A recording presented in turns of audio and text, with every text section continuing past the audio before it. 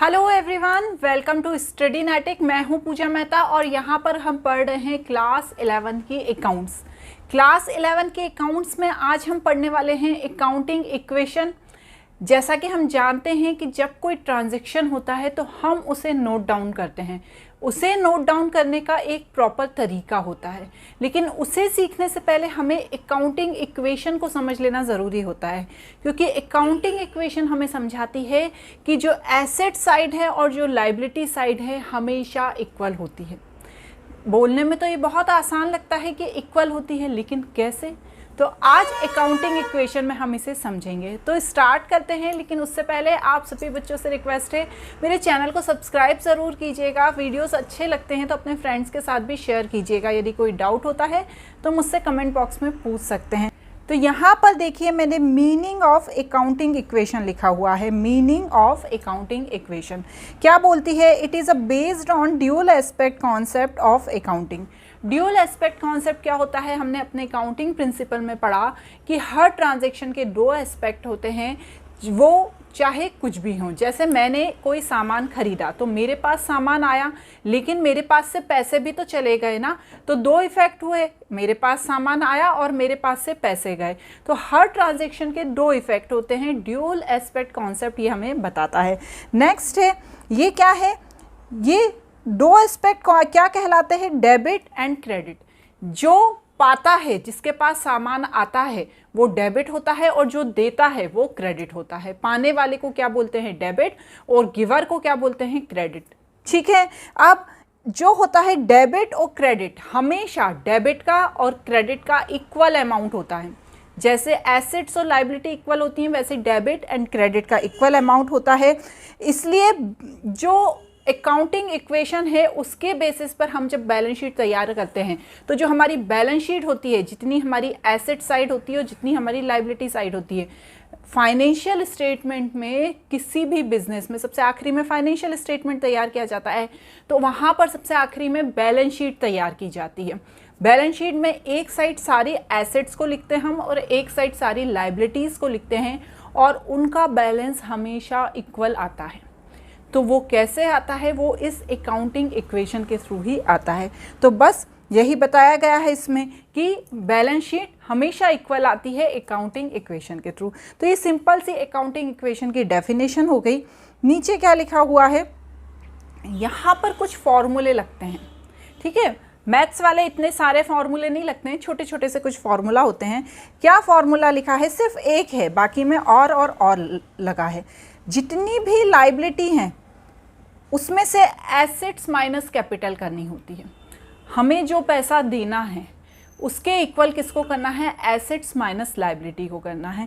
यदि assets minus capital को करना है, सॉरी, इसी फॉर्मूले को यदि मैं थोड़ा सा उल्टा कर देती हूँ, ठीक है ना, इसी फॉर्मूले को यदि मैं थोड़ा सा उल्टा कर देती हूँ तो क्या होगा? देखिए, ये थोड़ा सा नीचे आ गया। क्या होगा यदि इसी फॉर्मूले को मैं उल्टा कर दूंगी? यदि मैं एसेट्स को इधर ले आऊंगी तो लायबिलिटी प्लस कैपिटल हो गया। यही फॉर्मूला है ना। एसेट जब इस साइड आ गया तो लायबिलिटी प्लस कैपिटल हो गया। उसी तरह कैपिटल जब इस साइड हो गया तो एसेट्स माइनस लायबिलिटी हो गया। तो ये तीनों फॉर्मूले हैं तो एक ही, लेकिन उन्हें अलग तरीके से बताया गया है। उनका ये कहना है कि जितनी भी एसेट्स होती हैं उसमें से जब हम कैपिटल को माइनस कर देते हैं तो वो लायबिलिटी के इक्वल आती हैं। कैसे होता है ये? अभी सिर्फ फॉर्मूला देख के कंफ्यूज नहीं होना है, हम आगे देखते हैं ये कैसे होता है। देखो, जो ट्रांजैक्शन है अकाउंटिंग इक्वेशन में, वो दो तरह के इफेक्ट डालते हैं। पहला जो होता है ट्रांजैक्शन अफेक्टिंग टू आइटम, ऐसे ट्रांजैक्शन जो दो आइटम को इफेक्ट कर रहे हैं। अब वो कौन कौन से होते हैं? देखिए, अपोजिट साइड के होते हैं। ट्रांजैक्शन अफेक्टिंग अपोजिट साइड मतलब क्या है इसका? दो जगह इफेक्ट पड़ेगा हर ट्रांजैक्शन का, ठीक है ना। वो चाहे दोनों जगह इंक्रीज हो सकते हैं या दोनों जगह डिक्रीज हो सकते हैं। तो देखिए, इसमें सबसे पहला वाला क्या दिया है? Increase in assets, increase in liability. हमारी एसेट्स भी इंक्रीज हो रही है, हमारी लायबिलिटी भी इंक्रीज हो रही है। कैसे? जैसे हमने क्रेडिट परचेज किया तो क्या हुआ? हमने उधार सामान खरीदा। क्रेडिट का क्या मतलब होता है? उधार। परचेज करना मतलब खरीदना। तो क्या हुआ? हमने उधार सामान खरीदा तो हमारे पास सामान आ गया। हमारी क्या इंक्रीज हो गई, हमारी एसेट्स इंक्रीज हो गई, जो स्टॉक है, जो सामान है वो एसेट्स है, तो वो हमारी इंक्रीज हो गई। साथ ही साथ हमारी लाइबिलिटी भी इंक्रीज हो गई ना, क्योंकि हमने उधार खरीदा है, अभी पैसा दिया नहीं है, पैसा हमें देना है। तो यहाँ पर दो इफेक्ट हुए, क्या इंक्रीज हुआ, एसेट्स भी इंक्रीज हुई और लाइबिलिटी भी इंक्रीज हुई। उसी तरह लोन का भी एग्जांपल दिया है कि यदि हमने लोन लिया बैंक से तो हमारी एसेट्स इंक्रीज हो गई, हमारे पास पैसा आ गया, बैंक ने हमें पैसा दे दिया, लेकिन हमारी लाइबिलिटी भी इंक्रीज हो गई ना, हमें उसे बाद में देना होगा। लाइबिलिटी का क्या मतलब है, हमें उसे चुकाना है, ठीक है ना, तो हमें उसे देना होगा। उसी तरह सेकंड क्या दिया है, decrease in liability, decrease in assets, payment to creditors, हमने जो सामान उधार खरीदा था, ठीक है, अब हमने उसको पेमेंट कर दिया, क्योंकि जब हमने उधार सामान खरीदा था तो बोला बाद में हम पैसे देंगे, ठीक है ना, हमें पैसे देना है, तो हम कौन हो गए, क्रेडिटर्स हो गए। तो हम जब पैसे देंगे तो हमारी क्या होगी, लाइबिलिटी ख़त्म हो जाएगी, हमारे सिर से बर्डन ख़त्म हो जाएगा कि हमें उसे पैसा देना है। साथ ही साथ हमारा कैश भी चला जाएगा, हमारी एक एसेट्स भी डिक्रीज हो जाएगी ना, तो वही इसका इफेक्ट बताया गया है। नेक्स्ट क्या बोला गया है, नेक्स्ट ये बोल रहे हैं increase in assets, increase in owners capital. Owners कौन होता है, जो बिजनेस को स्टार्ट करता है, प्रोपराइटर। अब वो बोल रहे हैं इंक्रीज एसेट हुई और कैपिटल भी इंक्रीज हो गई। कैसे, introduction of capital by proprietor, capital लगा के उसने बिजनेस स्टार्ट किया, थोड़े टाइम बाद उसे लगा कि भाई अब कैपिटल की और नीड है, तो उसने और कैपिटल इंट्रोड्यूस कर दी, तो क्या हुआ, एसेट्स इंक्रीज हो गई, लेकिन जो लाइबिलिटी है, जो ओनर की कैपिटल है, वो उसे चुकानी पड़ेगी ना बाद में। बिजनेस अलग है और बिजनेस का ओनर अलग है, हमने पढ़ा है ना इसको कि बिजनेस अलग है और बिजनेस का ओनर अलग होता है, तो बिजनेस को उसके ओनर को वो कैपिटल वापस करनी पड़ेगी ना, अच्छा प्रॉफिट कमा के, तो वही चीज़ है। Decrease in owners capital, decrease in assets, drawing bye proprietor. सामान जब कोई निकाल लेता है प्रोपराइटर तो उसे क्या बोलते हैं, ड्रॉइंग। जब उसने कैपिटल में से पैसा निकाला तो डिक्रीज हो गई, लाइबिलिटी डिक्रीज हो गई ना, और कैपिटल में से अपने खर्चे के लिए पैसा निकाला, लेकिन जो एसेट्स हैं वो क्या हुई, वो भी कम हो गई ना, बिजनेस से पैसा कम हो गया ना, तो ये इसका नेक्स्ट कॉन्सेप्ट है। नेक्स्ट क्या है, transaction affecting same side but opposite direction है, increase in assets, decrease in another assets. Transaction such as cash purchase और रिसीव्ड, हमने कोई सामान खरीदा तो क्या हुआ, हमारी एक एसेट इंक्रीज हो गई, वो सामान हमारे पास आ गया, लेकिन हमारी दूसरी एसेट कम हो गई, हमारे पास से पैसा चला गया, ठीक है। इफेक्ट बता रहे हैं यहाँ, सिर्फ हम इंट्रोडक्शन पार्ट समझ रहे हैं, इसके प्रैक्टिकल क्वेश्चन में अलग से बताऊंगी, इसलिए पैनिक नहीं करना है, ठीक है। नेक्स्ट क्या दिया हुआ है, देखिए नेक्स्ट बोल रहा है decrease in liability, increase in another liability. Decrease हो रही है एक लाइबिलिटी और दूसरी लाइबिलिटी इंक्रीज हो रही है। Settlement of creditor to issue bill of exchange, तो अब क्या हुआ, हमने सामने वाले को एक बिल दे दिया कि हम इस डेट पे पैसा देंगे, तो हमारी लाइबिलिटी कम हो गई। बिल का क्या मतलब है, हम उसे लिख के दे देते हैं कि हम इस डेट पे तुम्हें पैसा चुकाएंगे, तो हमारी ये लाइबिलिटी खत्म हो गई कि हमें इस डेट पे पैसा चुकाना ही है, लेकिन हमारी एक और लाइबिलिटी बढ़ गई कि वो बिल है हमारे पास, हमें पैसा चुकाना ही पड़ेगा, ठीक है।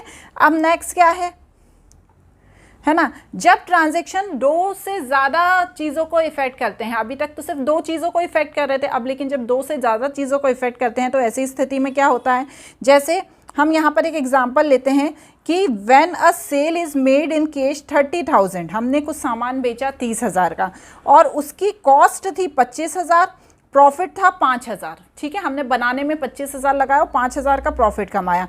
तो अब क्या हुआ, जो गुड्स था 25,000, हमारा जो स्टॉक में जो हमने बनाने में लगाया था वो तो हमारा चला गया, रिड्यूस हो गया, लेकिन हमारी कैश इंक्रीज हो गई 30,000 की, क्योंकि हमारे पास पैसा ज़्यादा आ गया। साथ ही साथ हमारा प्रॉफिट भी इंक्रीज हो गया, 3 ट्रांजेक्शन हुए ना, पहला 25,000 रुपये हमारे रिड्यूस हो गए, 30,000 रुपये हमारे इंक्रीज हो गए, 5,000 रुपये हमारा प्रॉफिट हो गया। तो इन चीज़ों को अलग से जब हम शो करते हैं तब क्या बोलते हैं कि भैया ये 3 ट्रांजेक्शन है, एक ही ट्रांजेक्शन के 3 साइड है। क्लियर। अब क्या है नेक्स्ट, एक छोटा सा यहाँ पे एग्जाम्पल दिया हुआ है, देखिए Ram start business 20,000 as capital. Ram ने बिजनेस स्टार्ट किया और हमने कौन सा फॉर्मूला लगाया, assets equal liability plus capital, तीनों में से कोई सा भी फॉर्मूला पुट कर सकते हैं, सब एक जैसे हैं। तो एसेट्स कितनी है 20,000, लाइबिलिटी कुछ दी नहीं है और कैपिटल है 20,000, तो हमारा एसेट्स इक्वल लाइबिलिटी साइड आ गया, इक्वेशन बन गई, बराबर हो गए दोनों, क्योंकि भैया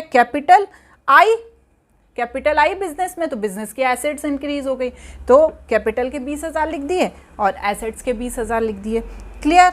नेक्स्ट क्या है, इसी का है, इसी को आगे देखते हैं। पहला था 20,000 रुपए का, दूसरा है परचेज फर्नीचर इन कैश, हमने फर्नीचर खरीदा कैश में, कितने का, 500 रुपये का। तो एसेट्स तो हमारे पास है ही, कितनी है, 20,000 है, ठीक है। कैपिटल भी हमारी इस साइड 20,000 है, लेकिन जब हमने फर्नीचर खरीदा तो जो कैश है हमारा 20,000, उसमें से हम 500 रुपये माइनस कर देंगे, क्योंकि हम इसी में से पैसे देंगे ना, और फर्नीचर आ गया 500 रुपये का, तो इसे ऐड कर देंगे। तो आपको अलग से बताना पड़ेगा कि 19,500 हमारे पास कैश बचा, 500 रुपये का हमारे पास फर्नीचर है और 20,000 अभी भी हमारी कैपिटल है ही, मतलब जो हमने इंट्रोड्यूस की थी, ठीक है। इसी में आगे एक और चीज़ दी है कि परचेज गुड्स इन कैश, हमने 1000 रुपीज़ का कैश में सामान खरीदा। पहले हमारे पास 19,500 रुपये कैश हैं, क्योंकि 500 का फर्नीचर लिया था, ये रखा है ना। गुड्स कितने हैं हमारे, यहाँ पर लिख दिए मैंने, गुड्स कितने हैं, अभी ऊपर कुछ नहीं थे, नीचे हमने 1000 रुपये के गुड्स खरीद लिए, तो हमें 19,500 में से 1000 रुपीज़ माइनस करने पड़ेंगे ना, तो हमारे आए 18,500, 500 रुपये फर्नीचर के और 1000 रुपये गुड्स के। तो जब हम इन तीनों को ऐड करेंगे तो 20,000 आएंगे, तो वही 20,000 और 20,000 इक्वल है। वही अकाउंटिंग इक्वेशन बता रही है कि हमेशा एसेट्स और लाइबिलिटी इक्वल होती हैं, चाहे आप सामान खरीदो, चाहे आप सामान बेचो। आप यदि खरीद रहे हो तो उसका भी आपको पूरा ब्यौरा देना होगा, यदि बेच रहे हो तो उसके बारे में भी आपको बताना होगा। क्लियर है। आप इफेक्ट बताए हैं, ठीक है। Effect of adjustment transaction in accounting equation. Outstanding expenses, ऐसे एक्सपेंसेस जो अभी तक पेड नहीं किए गए हैं लेकिन पेड करने हैं, जैसे हमें सैलरी पेड करनी है, हमें रेंट पेड करना है, लेकिन अभी तक हमने पेड नहीं किया है लेकिन हमें करना है, तो उसे हम कैपिटल में से माइनस कर देंगे, क्योंकि वो आज नहीं तो कल पेड करना ही है ना। तो हमें यहाँ पर ये ध्यान रखना है कि जितने भी आउटस्टैंडिंग एक्सपेंसेस हैं, कोई भी एक्सपेंसेस, उसे कैपिटल में से डिडक्ट कर देते हैं। उसी तरह जितनी भी एक्रूड इनकम है जो हमें अर्न होनी है लेकिन हुई नहीं है अकाउंटिंग ईयर में, जैसे मैं इस साल की बात करती हूँ, मुझे कहीं से कोई इनकम रिसीव होनी थी, कहीं से कोई कमीशन रिसीव होना था, पर मुझे हुआ नहीं है, लेकिन फिर भी मैं उसे क्या कर दूंगी, कैपिटल में ऐड कर दूंगी। क्या कर दूंगी बच्चों, कैपिटल में ऐड कर दूंगी, ठीक है। चलिए अब और क्या दिया हुआ है, प्रीपेड एक्सपेंसेस। प्रीपेड एक्सपेंसेस ऐसे एक्सपेंसेस जो हमने एडवांस में पेड कर दिए हैं, ठीक है ना। जैसे मुझे किसी को रेंट देना था, मैंने उसे पिछले महीने ही रेंट दे दिया, देना मुझे अगले महीने था, तो उन्हें मैं क्या करूँगी, कैश में से डिडक्ट करूँगी, कैश में से, कैपिटल में से नहीं, कैश में से। जो चीज़ पहले आप पेड कर देते हो उसे हमेशा कैश में से डिडक्ट करते हैं। उसी तरह से क्या करेंगे, ऐसी इनकम जो एडवांस में अर्न हो गई है, अभी होनी नहीं थी लेकिन एडवांस में अर्न हो गई है, तो उसे कैश में ऐड कर देंगे, ठीक है। वही चीज़ यहाँ पे समझाई गई है। नेक्स्ट क्या है, यहाँ पर कुछ एग्जाम्पल दिए हुए हैं बच्चों, इन्हें आप ध्यान से देखिएगा। वही चीज़ जो मैं अभी समझा रही हूँ उसी के एग्जाम्पल हैं। ये थोड़ा सा आपके लिए टिपिकल हो सकता है लेकिन है नहीं, ठीक है। इसलिए वही पूछ रहे हैं कि यदि एक एसेट इंक्रीज होती है तो अनदर एसेट डिक्रीज हो रही है, उसका एग्जाम्पल बताओ। तो उसका एग्जाम्पल है, हमने परचेज किया फर्नीचर कैश में, इसमें क्या हो रहा है, फर्नीचर एसेट्स है वो इंक्रीज हो रही है और कैश है वो डिक्रीज हो रहा है। एग्जाम्पल पूछा था हमने, बता दिया। नेक्स्ट है increase in assets, increase in liability. ऐसी कौन सा ट्रांजैक्शन है जिसमें हमारी एसेट्स इंक्रीज हो रही है और लाइबिलिटी भी इंक्रीज हो रही है। तो परचेज फर्नीचर ऑन क्रेडिट, उधार में खरीदा है, तो हमारे पास फर्नीचर आ गया लेकिन हमारे लाइबिलिटी बढ़ गई ना, हमें पैसा देना पड़ेगा उसको, ठीक है। उसी तरह नेक्स्ट क्या है, increase in asset, increase owners capital, जो कैपिटल है वो भी इंक्रीज हो रही है और एसेट्स भी इंक्रीज हो रही है। तो कैपिटल इंट्रोड्यूस बाय प्रोपराइटर, तो डबल काम हो गया, कैश भी आ गया और कैपिटल भी इंक्रीज हो गई, ठीक है ना। इसी तरह नीचे क्या दिए हुए हैं और एग्जाम्पल दिए हैं, decrease in assets, decrease in liability, payment to creditor, हमने क्रेडिटर को पेमेंट किया तो हमारे पास से कैश चला गया और हमारे लाइबिलिटी जो हमें देना था पैसा वो भी हमारी लाइबिलिटी खत्म हो गई, ठीक है। नेक्स्ट क्या है, decrease in assets, decrease in owners capital यहाँ पर इंक्रीज हो रही थी, यहाँ पर डिक्रीज हो रही है, तो कैश विड्रॉ बाय प्रोप्राइटर, तो इन कैश चला गया और कैपिटल भी कम हो गई। ठीक है, नेक्स्ट क्या दिया है, decrease in liability increase owners capital, तो क्या लिखा है, conversation of partners loan into capital, जो लोन था उसे कैपिटल में कन्वर्ट करा लिया, तो हमारी कैपिटल इंक्रीज हो गई और हमारा लोन खत्म हो गया। ठीक है, नेक्स्ट क्या दिया हुआ है,